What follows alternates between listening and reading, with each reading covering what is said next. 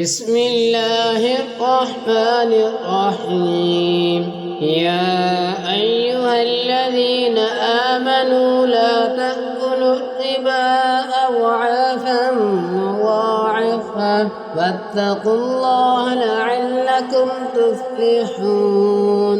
واتقوا النار التي أعدت للكافرين. فأطيعوا الله والرسول لعلكم ترحمون. وسارعوا إلى مغفرة من ربكم وجنة عرضها السماوات والأرض أعدت للمتقين الذين ينفقون في السراء والضراء والكاظمين الغيظ والعافين عن الناس والله يحب المحسنين. والذين إذا فعلوا فاحشة أو ظلموا أنفسهم ذكروا الله فاستغفروا لذنوبهم ومن يغفر الذنوب إلا الله ولم يصروا على ما فعلوا وهم يعلمون أولئك جزاؤهم مغفرة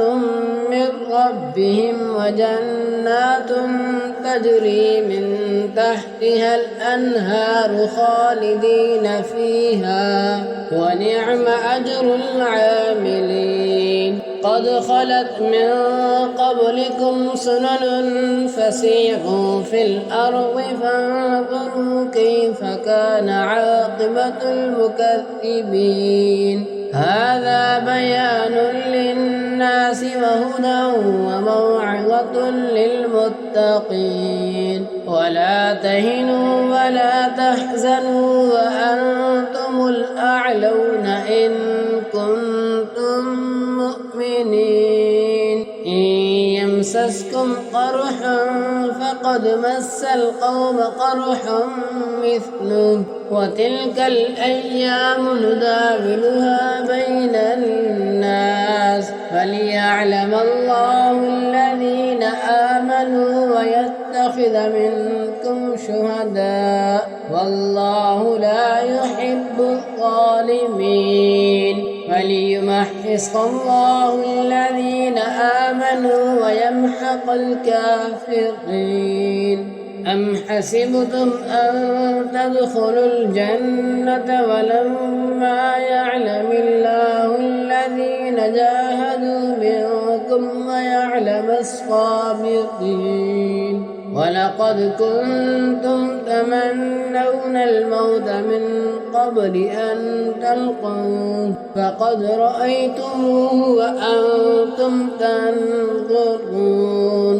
وما محمد إلا رسول قد خلت من قبله الرسل أفإن مات أو قتل انقلبتم على أعقابكم ومن ينقلب على عقبيه فلن يضر الله شيئا وسيجزي الله الشاكرين.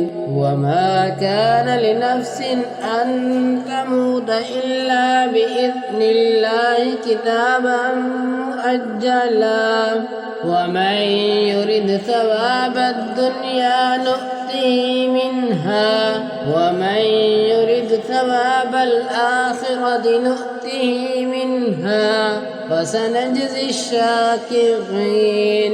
وكأي من نبي قاتل معه ربيون كثير فما وهنوا لما أصابهم في سبيل الله وما ضعفوا وما استكانوا والله يحب الصابرين. وما كان قولهم إلا أن قالوا ربنا اغفر لنا ذنوبنا وإسرافنا في أمرنا وثبت أقدامنا فانصرنا على القوم الكافرين. فآتاهم الله ثواب الدنيا وحسن ثواب الآخرة والله يحب المحسنين.